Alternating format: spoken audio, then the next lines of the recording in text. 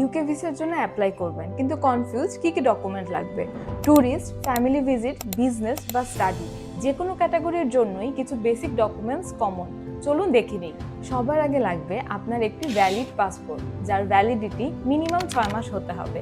এর সাথে লাগবে আপনার রিসেন্ট পাসপোর্ট সাইজ ছবি ইউকেভিআই স্পেসিফিকেশন অনুযায়ী। আইডেন্টিটি প্রুফ হিসেবে লাগবে আপনার এনআইডি এবং বার্থ সার্টিফিকেটের অরিজিনাল এবং ফটোকপি। ফাইন্যান্সিয়াল ক্যাপাসিটি দেখানোর জন্য লাগবে bank statement, bank solvency certificate এবং ইনকাম ট্যাক্স সার্টিফিকেট। এই তিনটে ডকুমেন্টসের ফিগার ম্যাচ করা অত্যন্ত জরুরি।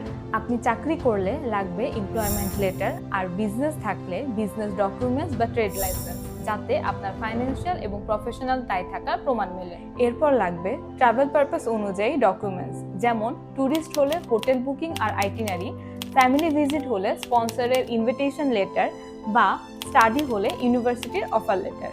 আপনার আগে কোনো দেশে ট্রাভেল করার হিস্ট্রি থাকলে পুরনো পাসপোর্ট বা ভিসা স্ট্যাম্প ফাইলে রাখা ভালো, যা আপনার অ্যাপ্লিকেশনকে আরো স্ট্রং করবে। তবে মনে রাখবেন, এগুলো হচ্ছে বেসিক চেকলিস্ট। আরো কিছু ডকুমেন্ট প্রয়োজন হতে পারে, যা ডিপেন্ড করবে আপনার প্রোফাইল এবং ভিসা ক্যাটাগরির উপর।